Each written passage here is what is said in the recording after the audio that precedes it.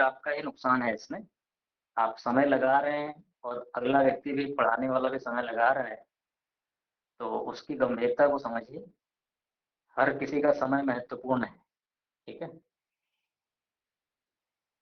तो 8 से 9 में आप ऋषि दयानंद जी को पढ़ते हैं तो उनको ही पूरा समर्पित कर दें,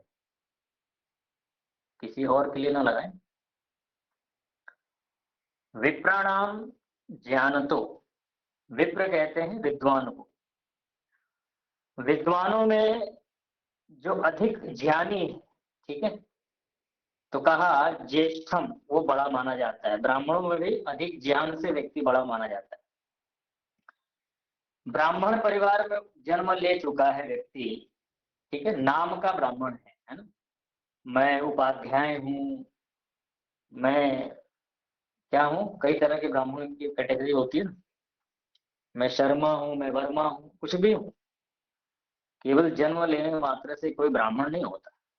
भानु महाराज कह रहे हैं कि विप्राणाम ज्ञानतो ज्येष्ठम, विद्वानों में भी, ब्राह्मणों में भी जो अधिक ज्ञानी है वो बड़ा माना जाता है। और क्षत्रिय नाम तो वीरता, क्षत्रियों में भी जो वीर कहते हैं बल को, क्षत्रियों में भी जो अत्यंत बलवान है वो अधिक मान्य है।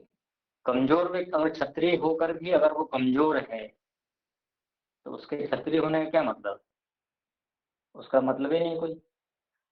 इसलिए क्षत्रिय नाम तो वीर्यतः, क्षत्रियों में भी जो अधिक बलवान है। और वैश्य नाम धन धान्यतः, वैश्यों में भी जो अधिक धन धान्य से संपन्न है ना, उसके पास किसी प्रकार के धन की कोई कमी नहीं है। और शूद्र नाम जन्मतः एव ज्येष्ठम, शूद्र जो होता है वो जन्म से अर्थात अधिक आयु से वृद्ध होता है ना। आयु उसकी बड़ी है तो वो वृद्ध माना जाएगा, वो सम्माननीय है। शूद्र कहते ही जो लोग शूद्र की परिभाषा नहीं समझते हैं उनके मन में क्या भाव आता है, शूद्र का मतलब होता है हेय, जो निकृष्ट है, ऐसा नहीं। शूद्र का मतलब होता है जो पढ़ नहीं सकता, जो ज्ञान विज्ञान के कार्य नहीं कर सकता, लेकिन है तो वो भी इंसान, सम्मान तो उसका भी सुरक्षित रहना चाहिए ना। तो ऐसा नहीं कि शूद्र है तो उसको अपमानित किया जाएगा, उसका भी सम्मान है। तो सभी योग्यता के आधार पर, ठीक है, ब्राह्मण की अलग योग्यता होती है, क्षत्रिय की अलग होती है, वैश्य की अलग होती है और शूद्र की अलग होती है। तो सभी की अपनी योग्यता के अनुसार उसका मान सम्मान सुरक्षित होना चाहिए। आगे के श्लोक में बताते हैं कि न तेन वृद्धो भवति, न तेन वृद्धो भवति येनास्य पलितं शिरः, यो वै युवापि अधियानस्तम देवः स्थविरं विदुः। श्लोक आप भी देखा करें, ऐसा ना हो कि बस केवल आप सुनते जा रहे हैं, बस सुन करके आपको पुस्तक में श्लोक भी देखना है और देख करके ये उसको पढ़ना भी है। नहीं तो सारा सत्याग्रह प्रकाश आप पढ़ जाएंगे और अंत में यही होगा कि हमको तो कुछ आए। तो ऐसा ना हो, कभी आपको पढ़ना पड़ जाए तो ऐसा ना हो कि आपको पढ़ना नहीं आता है। अवस्था की अपेक्षा से ज्ञान की वृद्धता मानी जाती है। कोई व्यक्ति 200 साल का हो, 150 साल का हो, चाहे कितना भी हो, 100 साल का हो, लेकिन उसकी तुलना में जो पीछे हमने विचार किया था कि जो ज्ञानी है वो अवस्था वाले से बड़ा होता है, उसी बात को यहाँ पर भी फिर से कह रहे हैं कि कोई मनुष्य, ठीक है, कोई जो व्यक्ति है सिर के बाल श्वेत होने से वृद्ध नहीं होता, किंतु जो युवा व्यक्ति है, विद्या पढ़ा हुआ है, उसी को विद्वान लोग क्या मानते हैं, बड़ा मानते हैं। तो कोई मनुष्य तेन वृद्ध न भवति, तेन इस कारण से बड़ा नहीं होता, ये न अस्य शिरः पलितम, जिससे कि उसके केश पक गए हों, केश का मतलब बाल, उसके बाल पक गए हों, यह वही युवा अपि अधियान, अधियान कहते हैं पढ़ा हुआ व्यक्ति। किंतु जो जवान है, युवा है और अधिक पढ़ा हुआ विद्वान है, तम देवा स्थविरम विदु, उसको विद्वानों ने क्या माना है? उसको विद्वानों ने बड़ा माना है, उसको विद्वानों ने सम्माननीय माना है उसको। इसलिए यहाँ पर मनु महाराज कहते हैं कि तेन वृद्धो भव तेन न तेन वृद्धो भवति येनास्य पलितम शिरः। पलित कहते हैं पका हुआ, ठीक है। शिरः मतलब सिर के बाल पके हुए, है ना। सामान्य रूप से जिसके बाल पक जाते हैं पूरी, तो वृद्ध माना जाता है। लेकिन वो आयु की दृष्टि से वृद्ध है, ज्ञान की दृष्टि से तो बालक अगर नहीं है, वो ज्ञान नहीं है उसके पास, तो बालक माना जाएगा। अब और कुछ उदाहरण देंगे यहाँ पे कि वास्तव में जो अज्ञानी व्यक्ति है, जो मूर्ख है, उसकी कैसी स्थिति होती है, उसकी तुलना कैसे की जाती है, तो उसके लिए कुछ उदाहरण देंगे, ठीक है। सुनिए, यथा काष्ठमयो हस्ति, क्या कहा? यथा काष्ठमयो हस्ति, यथा चर्ममयो मृगः, यश्च विप्रो अनधियानस्त्रयस्ते नाम बिभ्रति। यथा काष्ठमयो हस्ति, काष्ठ समझते हैं आप? काष्ठ का मतलब क्या होता है? लकड़ी, ठीक है। और यथा का मतलब होता है जैसे, जिस प्रकार। जिस प्रकार काष्ठमयो हस्ति, हस्ति कहते हैं हाथी को, जैसे लकड़ी का बना हुआ हाथी जिस प्रकार का होता है ना, जैसे लकड़ी का बना हुआ हाथी। और यथा चर्ममयो मृगः, यथा वही जिस प्रकार, यथा मतलब जैसे, चर्ममयो, चर्म कहते हैं चमड़े को, और मय मतलब चमड़े से बना हुआ। संस्कृत के पंक्ति पर ध्यान दीजिए, संस्कृत के अनुसार मैं व्याख्या कर रहा हूं, केवल पढ़ के नहीं सुना रहा हूं। यथा का मतलब होता है जिस प्रकार, जैसे। चर्ममयो मृगः, चर्ममयो मतलब होता है चमड़े से बना हुआ, और मृग कहते हैं हिरण को। जैसे चमड़े से बना हुआ जो हिरण है, ठीक है। यश्च विप्रो अनधियानस्त्रयस्ते नाम बिभ्रति, कह रहे हैं कि यह अनधियान विप्रः, यह का मतलब होता है जो। अनधियान विप्रः, अनधियान कहते हैं जो पढ़ा लिखा नहीं है, मूर्ख है। कौन मूर्ख है? कह रहे हैं कि जो बिना पढ़ा लिखा, है ना, जो द्विज है, विप्र यहाँ पर द्विज को लिया गया है, कि जो वेद आदि शास्त्रों का स्वाध्याय न करने वाला द्विज है, अर्थात जो निर्धारित मुख्य कर्म वेदों का अध्ययन अध्यापन नहीं करता है, उसकी कैसी स्थिति होती है? उसको मनु महाराज ने कहा है यहाँ पर, जो स्वामी जी ने प्रमाण लिखा है यहाँ पे, कि यश्च विप्रो अनधियानस्त्रयस्ते नाम बिभ्रति। वे तीनों कौन? जो काष्ठ का बना हुआ, जैसे हस्ती हाथी होता है, और जैसे चर्म का बना हुआ मृग होता है, ये ठीक है ना। ये काष्ठ का बना हुआ हाथी किसी काम का नहीं, न तो चमड़े का बना हुआ मृग। और उसी प्रकार से बिना पढ़ा हुआ जो व्यक्ति है, वो भी इन्हीं के समान है, चमड़े के बने हुए मृग और काष्ठ के बने हुए हाथी के समान है, किसी काम का नहीं। तो कह रहे हैं कि वे तीनों नाम बिभ्रति, केवल इस संसार में नाम मात्र के ही हैं, बस नाम मात्र के ही हैं। जैसे कि हाथी, मृग और द्विज नकली हैं, वैसे ही ये भी, ये व्यक्ति भी क्या है? नकली है। इसका जीवन विद्या संपन्न न होने से नकली माना जाएगा। तो उसके पास न तो विद्या है न धर्म है, वो केवल पशुओं के समान हो जाता है। उसके लिए भर्तृहरि ने क्या कहा है? हम लोगों ने पढ़ा था ना नीति शास्त्र भर्तृहरि का। आहार निद्रा भय मैथुनञ्च सामान्यमेतत् पशुभिर्नराणाम् धर्मो हि तेषाम् अधिको विशेषो धर्मेण हीना पशुभिः समाना। खा रहे हैं, पी रहे हैं, सो रहे हैं, बच्चे पैदा कर रहे हैं, ये सब कुछ सामान्यम एतत् पशुभिः नराणाम्, मनुष्यों में यह सब कुछ समान है, पशुओं के समान है। बस विशेष क्या है?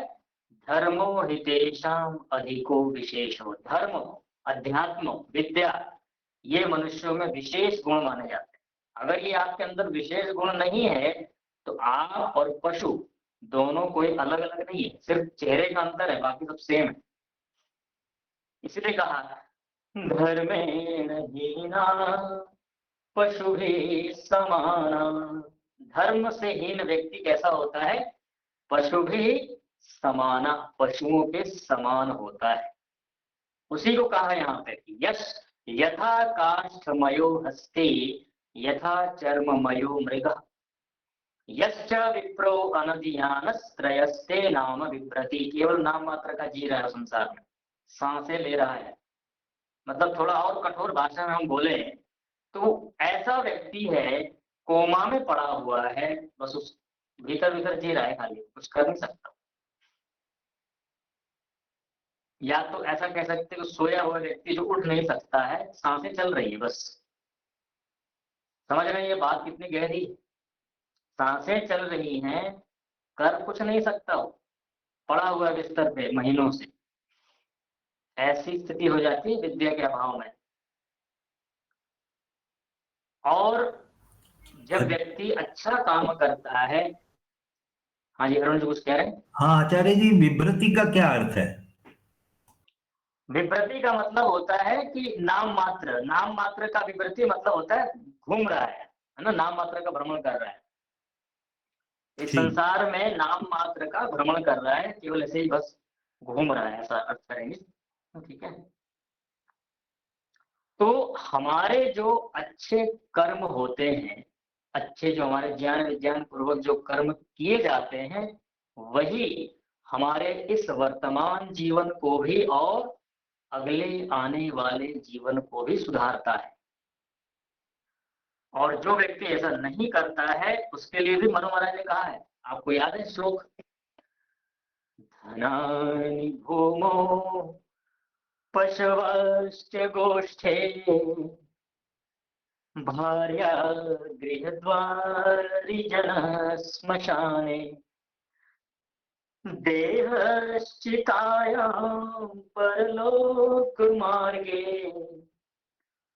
कर्मानुगोगच्छति जीव एकः।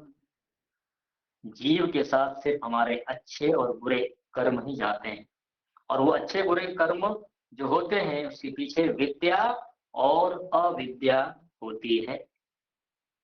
इसीलिए यहाँ पे कहा कि धनानि भूमो, धन हमारा जो आपने जितना भी इकट्ठा किया धन, ठीक है, खूब पैसे कमाए, लाखों करोड़ों अरबों रुपए कमा लिए, फैक्ट्री चला ली, कंपनी चला ली, बड़े बड़े पैकेज प्राप्त कर लिए करोड़ों रुपए का, लेकिन उस पैसे का धर्म में प्रयोग नहीं किया, उस पैसे का धर्म अध्यात्म की उन्नति में आपने उसका सदुपयोग नहीं किया, तो कहा धनानि भूमौ पशवश्च गोष्ठी।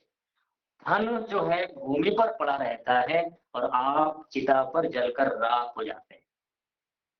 और पशु गोष्ठे, पशु बाड़े में खड़ा रहता है, चुपचाप हिनहिनाता रहता है। और पत्नी भार्या गृह द्वारी, पत्नी जो है वो भी शमशान तक नहीं जाती है, घर के द्वार पर ही आंसू बहाती रहती है। जना श्मशाने, और जो लोग होते हैं हमारे संगी होते हैं, हमारे साथी होते हैं, श्मशान तक जाते हैं बस। उसके आगे कौन जाता है? उसके आगे जाता है हमारे अच्छे बुरे कर्म। इसलिए हमें विद्या इसीलिए पढ़नी चाहिए। ये जो आप लोग बैठे हैं यहाँ पे ना, आपको मैं बार बार इसलिए बोलता हूँ प्रेरणा के लिए, है ना, बार बार आवृत्ति इसलिए कराता हूँ। ये जो आप बैठ करके 1 घंटा समय लगा रहे हैं, कोई टाइम पास नहीं है। ये आप लोग अपने वर्तमान और आगे आने वाले भावी जीवन को सुधारने के लिए बैठे हैं यहाँ, और मैं भी उसी लिए बैठा हूँ। नहीं तो क्या मतलब है यहाँ 1 घंटे बैठने का? सोचिए, आप समय निकाल करके, आप जैसे ही 7:30 होता है, आपके आपके मस्तिष्क में अलार्म बजता है कि नहीं बजता है कि भाई अब 8 बजने वाला है, आधा घंटा बाकी है, हमें कक्षा में बैठना है। अगर आपके मन में, अगर आपके दिमाग में 7:30 बजे अलार्म बजना शुरू हो जाता है, तो समझना चाहिए कि आपका जुड़ाव है इस कक्षा के साथ, ईमानदारी के साथ। तो इस कक्षा में बैठ करके पढ़ना और पढ़ाना क्यों हो रहा है? क्योंकि हमें अपने कर्म सुधारने हैं। वर्तमान और आगे आने वाले भविष्य का जीवन भी हमें सुधारना है। इस वर्तमान संसार का जो जीवन है और अगला जीवन भी हमें सुधारना है। इसलिए हम ये सब पढ़ रहे हैं, समय लगा रहे हैं, महीनों से पढ़ रहे हैं और आगे भी पढ़ते रहेंगे। तो ये सब चीजें क्या होती हैं? देहश्चिताय, शरीर अंत में नष्ट हो जाता है, चिता पर जल करके राख हो जाता है। मंत्र बोलते हैं ना, यजुर्वेद के 40वां अध्याय, भस्मांतम शरीरम आता है उसमें, शरीर जो है अग्नि के ऊपर जल करके क्या हो जाता है? भस्म हो जाता है, राख हो जाता है। इसलिए यहाँ पर हमें विद्या को प्रधानता देनी चाहिए। आगे कहते हैं, अहिंसा एव भूतानां कार्यम श्रेयोनुशासनम। अहिंसैव भूतानां कार्यम श्रेयोनुशासनम, वाक्यैव मधुराक्ष प्रयोज्या धर्ममिच्छता। अहिंसैव भूतानां कार्यम श्रेयोनुशासनम। गुरु और शिष्य का व्यवहार कैसा होना चाहिए, इस बारे में बताइए। देखिए, 10वां जो समुल्लास है, ध्यान दीजिएगा, 10वां जो समुल्लास है वो किस विषय पर है? आचार और अनाचार। ठीक है, भक्ष भक्ष्य। तो आचार का मतलब होता है व्यवहार, और अनाचार का मतलब जो व्यवहार से उल्टा है। उसी व्यवहार की बात बता रहे हैं कि गुरु और शिष्यों का व्यवहार कैसा होना चाहिए। तो कहा, अहिंसैव भूतानां कार्यम श्रेयोनुशासनम। धर्म की वृद्धि चाहने वाले मनुष्य को क्या करना चाहिए? धर्म की वृद्धि चाहने वाले मनुष्य को अहिंसा एवं भूतानाम अनुशासनम कार्यम, अहिंसा का पालन करना चाहिए। सबसे पहले आपने अष्टांग योग का नाम सुना है आप लोगों ने? अष्टांग योग में सबसे पहले क्या आता है? यम। ठीक है, और उसके बाद आता है नियम। यम नियम आसन प्राणायाम प्रत्याहार धारणा ध्यान समाधि। तो उसमें जो सबसे पहला यम है, उसके अंतर्गत सबसे पहले क्या आता है? अहिंसा। सबसे पहले आता है अहिंसा, फिर सत्य, अस्तेय, ब्रह्मचर्य, अपरिग्रह। तो अहिंसा, अगर आप योग में, अगर आप अध्यात्म में प्रवेश करना चाहते हैं, आध्यात्मिक उन्नति करना चाहते हैं, तो आपके लिए सबसे पहला जो कर्तव्य होगा वो क्या होगा? मन, वचन और कर्म से अहिंसा का पालन कर। अन्याय पूर्वक हमसे किसी को कष्ट नहीं पहुंचना चाहिए। कोई भी हो, घर का व्यक्ति हो, बाहर का व्यक्ति, कोई भी हो, शांति बनाए रखना। इसलिए कहा कि अहिंसा अर्थात हिंसा, हानि, ईर्ष्या, द्वेष, कष्ट आदि भावों से रहित होकर विद्यार्थियों या मनुष्यों का अनुशासन करना चाहिए। ठीक है, विद्यार्थी आचार्य के प्रति, आचार्य विद्यार्थी के प्रति अहिंसा का भाव रखते हुए। लेकिन ध्यान रखिएगा, यहाँ पर एक बात समझनी, आचार्य का तो अधिकार होता है, जहाँ गलती करेगा विद्यार्थी वहां डांट भी लगाता है। क्योंकि आचार्य अगर छात्र को गलतियों पर न डांटे, न उसको टोके, तो क्या होगा आप जानते हैं ना, छात्र बिगड़ जाते हैं, अनुशासन का भंग करेंगे हर जगह।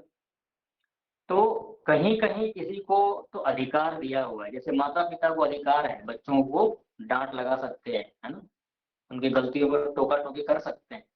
नहीं करेंगे तो बच्चे बिगड़ जाते हैं। ऐसे राजा है, राजा प्रजा का पालन करता है, लेकिन प्रजा अगर अनुशासनहीनता करे, प्रजा अगर घोटाले करे, तो राजा क्या बैठा रहेगा? राजा का कर्तव्य है कि वो उसको बताए तुम गलती कर रहे हो, और यदि न माने तो उसको दंडित करे।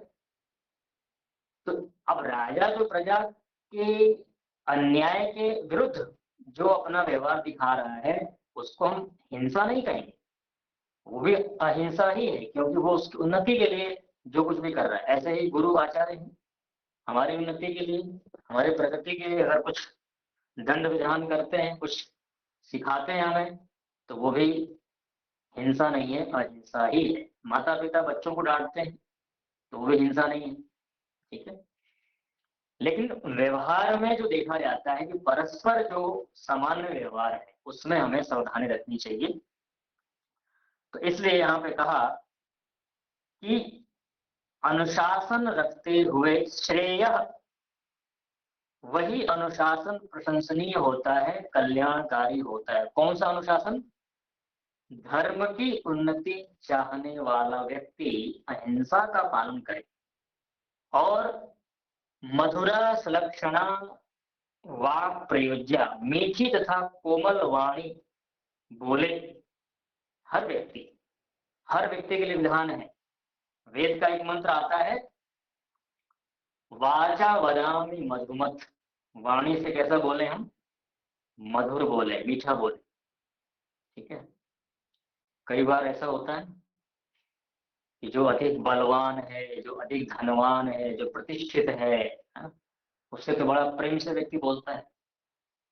लेकिन जो थोड़ा कमजोर है, जिसके पास धन कम, मतलब धन उसके पास उतना नहीं है, उतनी उसकी प्रतिष्ठा नहीं है, उससे थोड़ा रफ एंड टफ व्यवहार करता है।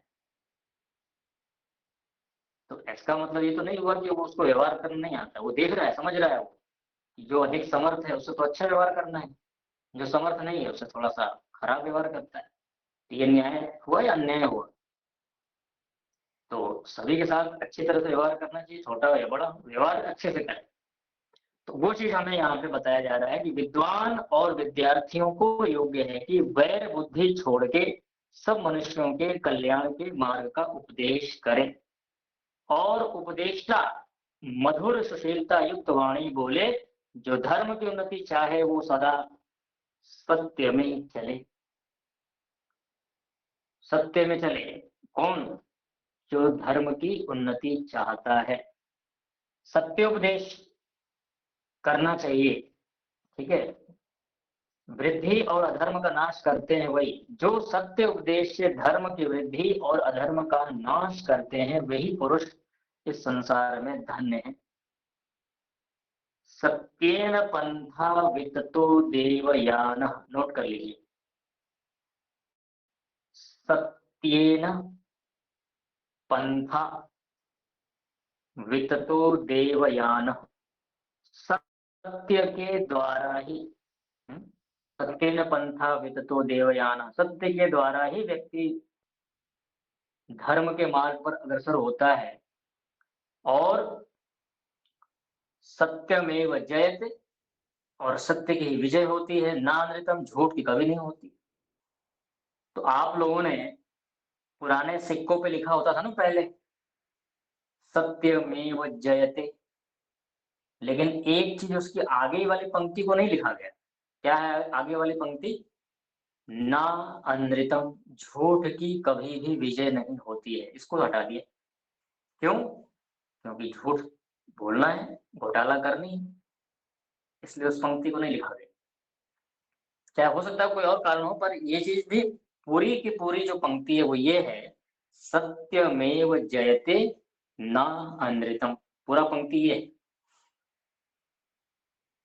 इसलिए यहाँ पर कहा कि अहिंसैव भूतानां कार्यो कार्यम श्रेयोनुशासनम वाक्चैव मधुरा सुलक्षणा प्रयोज्य धर्ममिच्छता। छोटे बालक का जन्म होता है तो उसकी जिह्वा पर जब संस्कार किए जाते हैं, तो उसकी जिह्वा पर शहद से, सोने की शलाका से क्या लिखा जाता है? ओम लिखा जाता है, ठीक है। क्योंकि ये माना जाता है कि शहद जो होता है इस प्रकृति का सार तत्व है, और सोना भी जो स्वर्ण होता है, गोल्ड, वो भी इस प्रकृति का सार है, और जो शहद है वो भी इस प्रकृति का सार है। उस सार तत्व से परिचय कराया जाता है उस नवजात शिशु का। और शहद चटाया इसलिए भी जाता है कि शहद बहुत मीठा होता है, तो उसकी वाणी में मिठास हो, जीवन में उसके वाणी में मधुरता हो, मधुर व्यवहार करे, इस प्रतीक को ध्यान में रखते हुए उसको ये क्रिया कराई जाती है। आप में से कुछ लोग होंगे शायद बचपन में आपका संस्कार कराया गया होगा, आपके जिह्वा पर सोने की शलाका से मधु के साथ ओम लिखा गया होगा शायद। तो आप में से कोई हो तो बताइएगा बाद में, ठीक है? तो ये संस्कारों के अंतर्गत आता है। महर्षि दयानंद जी ने जो 16 संस्कार का जो विधान किया है, उसके अंतर्गत ये आता है। बच्चे के जन्म के बाद ये क्रिया की जाती है। अब आगे कह रहे हैं कि नित्य स्नान करे,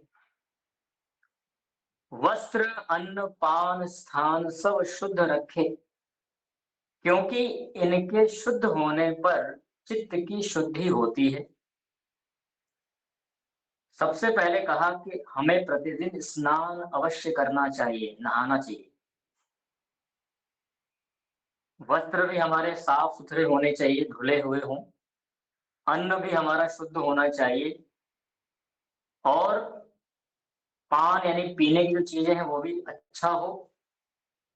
स्थान भी हमारा शुद्ध हो, जहां हम रहते हैं ना, आसपास सब शुद्ध ही हो, गंदगी नहीं होनी चाहिए। क्योंकि अगर ये शुद्ध नहीं होंगे तो आपके चित्त पर अच्छा प्रभाव नहीं पड़ेगा, आपका चित्त भी वैसे ही गंदा बना रहेगा। आप लोग खुद इसका अनुभव करते होंगे ना, कई बार किसी गंदी जगह पे जब बैठते हैं, वहां आसपास गंदगी होती है, कैसा लगता है चित्त में? और जब किसी साफ सुथरे अच्छे वातावरण में बैठते हैं तो एक अलग प्रभाव पड़ता है। तो वही बात कह रहे हैं यहाँ। और शुद्धि और आरोग्यता प्राप्त होकर पुरुषार्थ बढ़ता चला जाता है। शुद्धि होगी तो आप निरोग रहेंगे, रोगी नहीं होंगे। और शौच उतना करना योग्य है जितने से मल दुर्गंध दूर हो जाए। शौच का मतलब होता है शुद्धि, ठीक है? शौच का मतलब क्या होता है? शुद्धि। उतना हमें कर लेना चाहिए जिससे कि मल आदि, हमारे शरीर के दुर्गंधी आदि दूर हो जाने चाहिए। इसीलिए प्रतिदिन हम उठ करके स्नान करते हैं।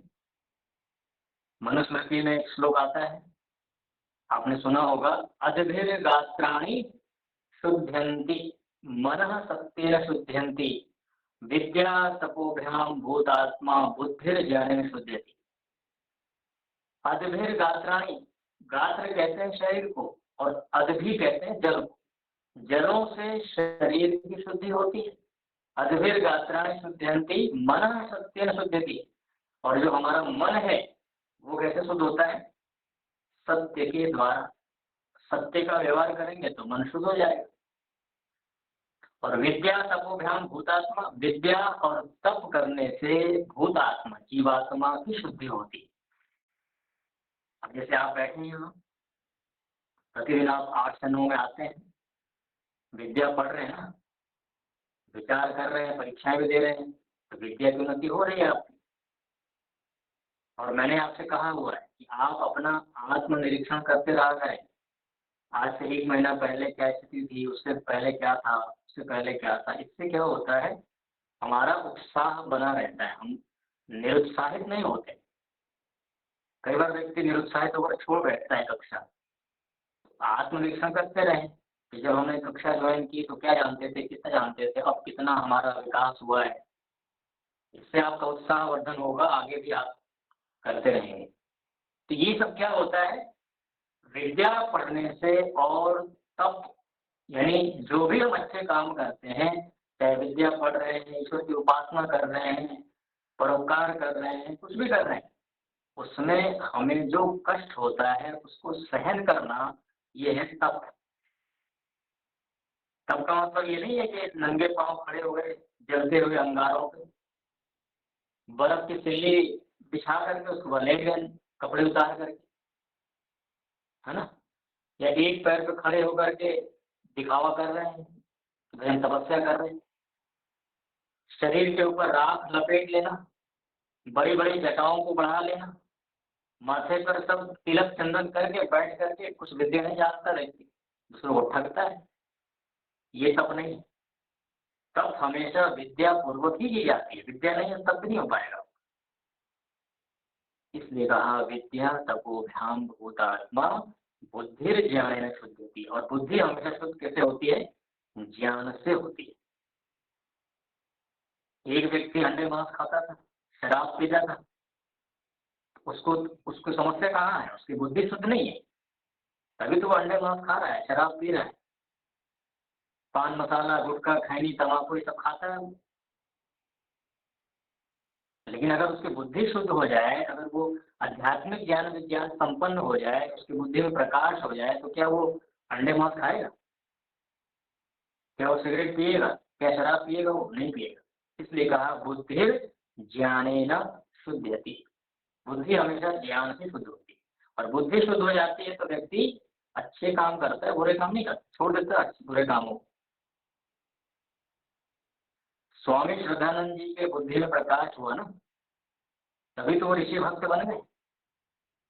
उनका जो उनकी पुरानी जो लाइफ स्टाइल थी, जो पुराना उनकी दिनचर्या थी, सब छोड़ दिया उन्होंने, नए सिरे से जीवन का आरंभ किया उन्होंने। एक ऋषि की बातों को सुन करके उनकी बुद्धि में क्या आ गया? प्रकाश आ गया, इससे जीवन बदल गया उनका। हम भी थे, पौराणिक थे,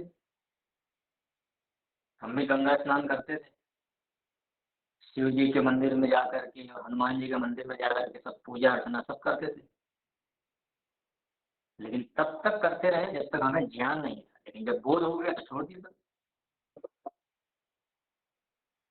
इस तरह से हमें विचार करना चाहिए। तो इसको हम इतना ही रखते हैं, आगे और विचार करेंगे। विशेष बातों को नोट करते रहा करें आप लोग।